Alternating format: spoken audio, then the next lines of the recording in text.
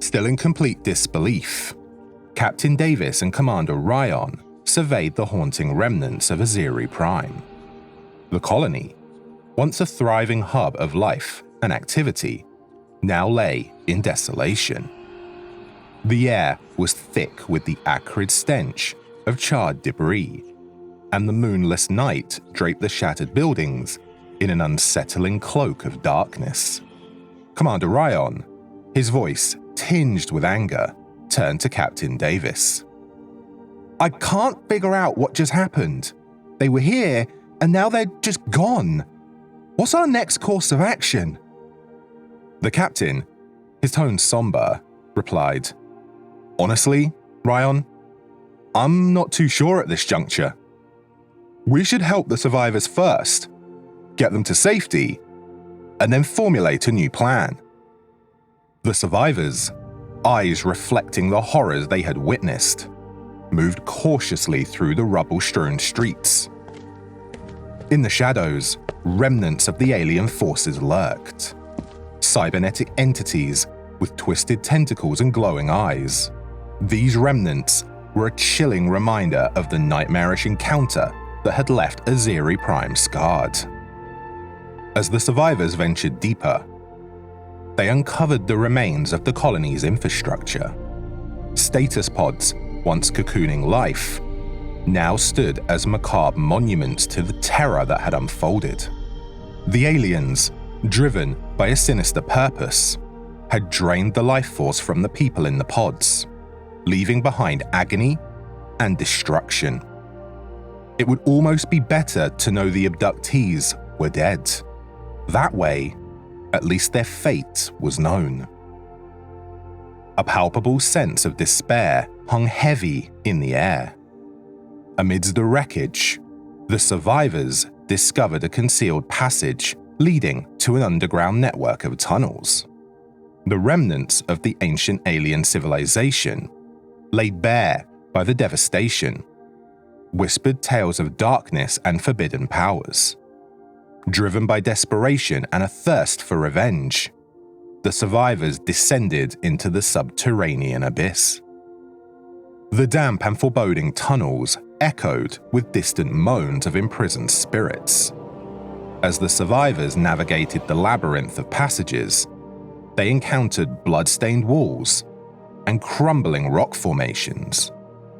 The once cohesive crew, now fragmented and traumatized, fought off these visions of the invasion with a ferocity born of a survival instinct. In the heart of the underground labyrinth, the survivors stumbled upon an alien chamber, pulsating with a sickly glow. In the center lay a pool of shimmering liquid, a pool of something horrible, potentially used for the abducted crew. But the survivors thought to themselves, we never noticed the aliens leave the surface, so how did this happen?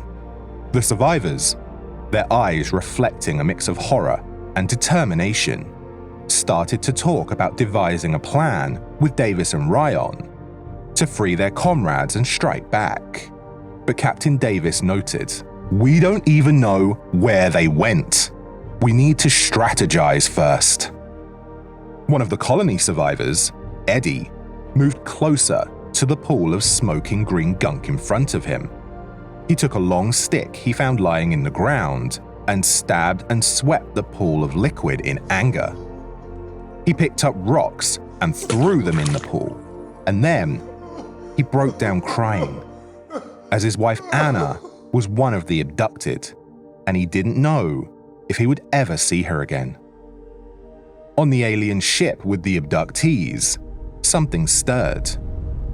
The aliens were taking the crew to the center of the galaxy to meet a grisly end. But something changed right when Eddie attacked the pool of liquid.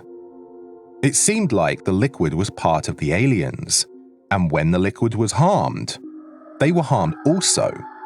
It was painful for them, and the abductees heard screeches like from banshees. Then, the alien commander told the crew to turn the ship around and at full speed go back to Aziri Prime and finish the job. Back on Aziri Prime, the survivors infiltrated a chamber more deeply.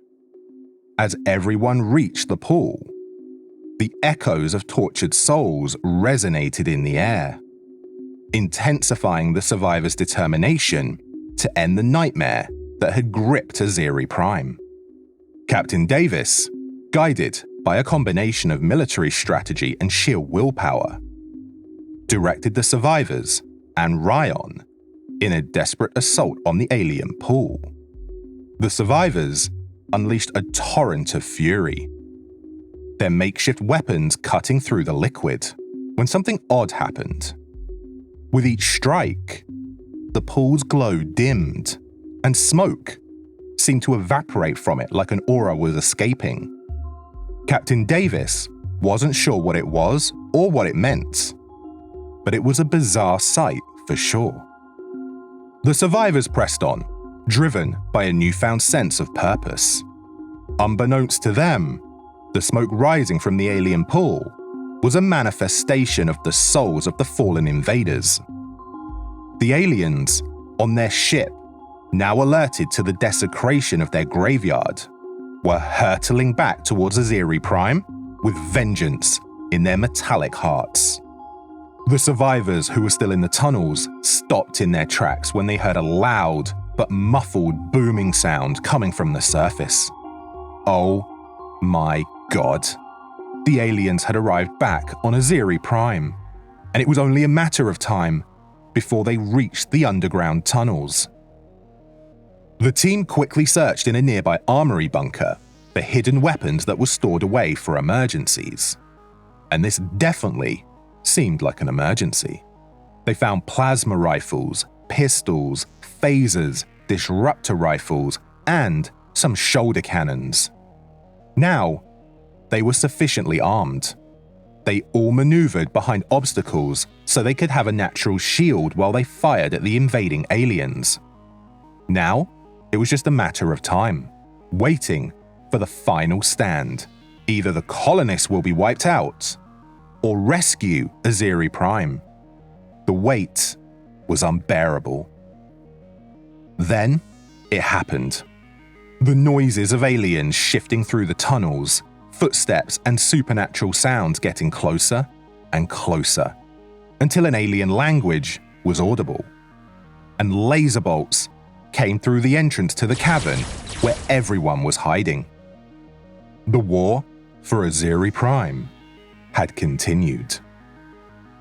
The labyrinth of tunnels beneath the colony became the battleground for a clash between desperate survivors and the remainder of the USS Seraphim crew against the returning alien soldiers. The dimly lit passages echoed with the clash of weapons and alien screeches. Captain Davis and Commander Rion led the charge, fighting side by side with the survivors to repel the extraterrestrial threat. In the heart of the underground chaos, Davis and Rion noticed patterns in the alien attacks. They deduced that harming the liquid pool weakened the aliens at a core molecular level, giving the survivors a fighting chance.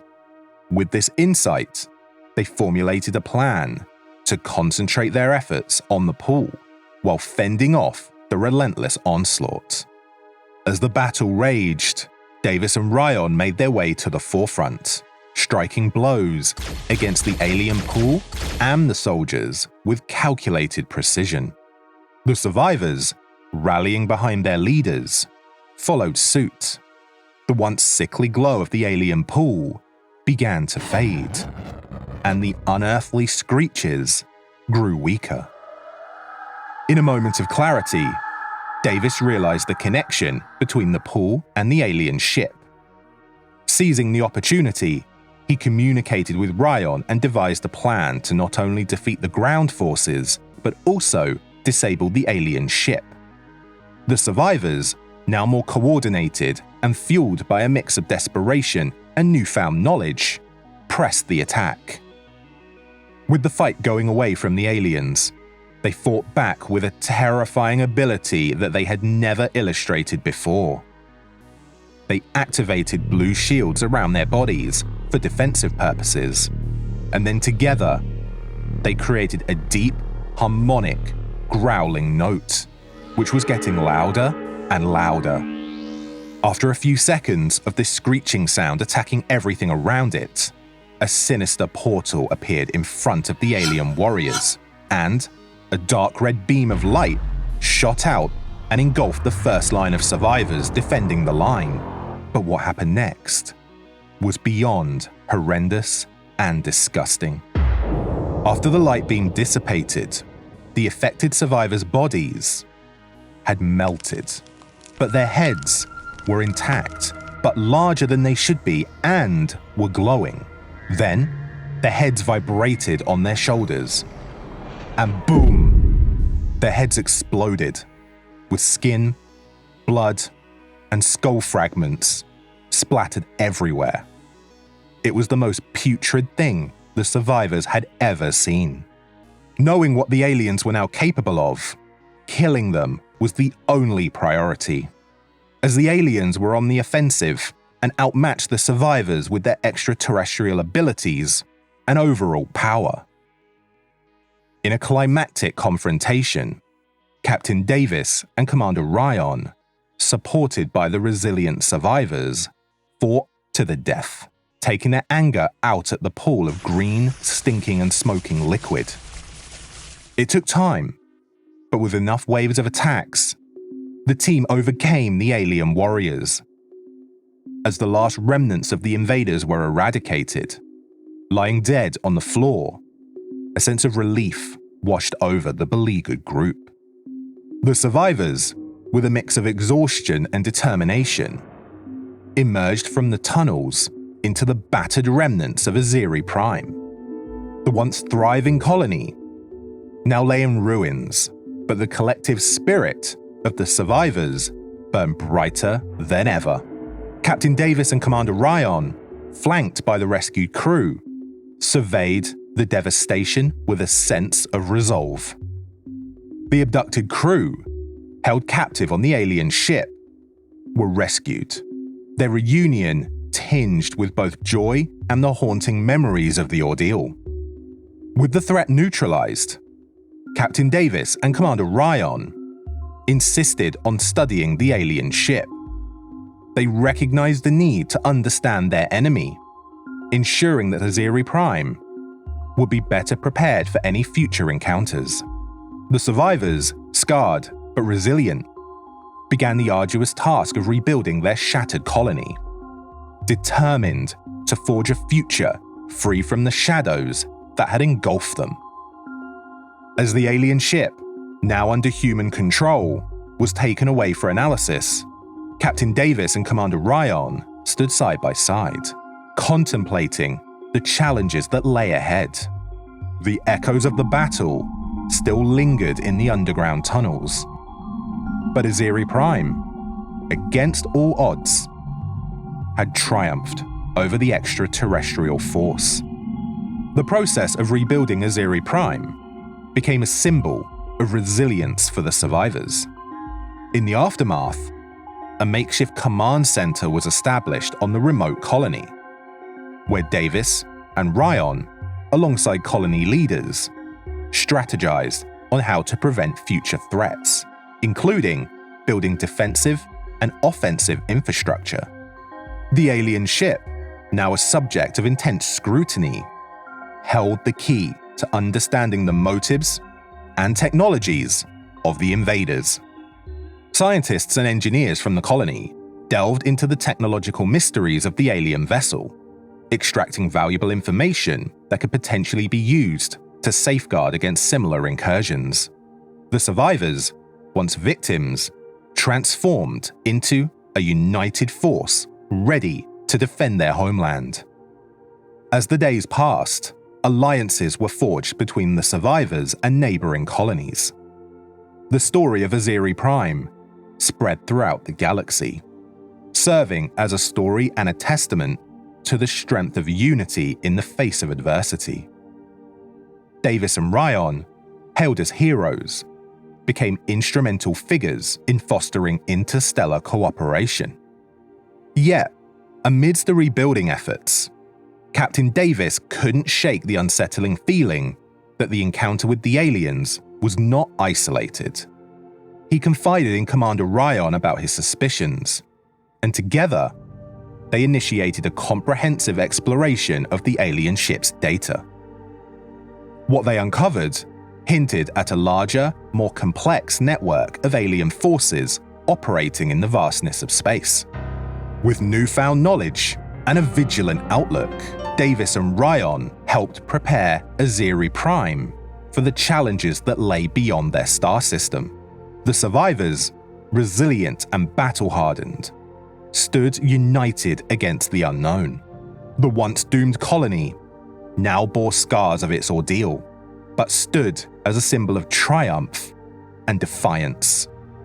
As Aziri Prime's reconstruction continued, Davis and Rion, ever watchful, worked tirelessly to fortify the colony against potential future threats. The survivors, having faced the unimaginable, forged a community bound not only by shared trauma, but also by the determination to shape a future where Aziri Prime would thrive once more. The echoes of the alien invasion served as a constant reminder of the fragility of peace in the Far Rim, propelling the colonists to remain vigilant and united in the vast expanse of the galaxy.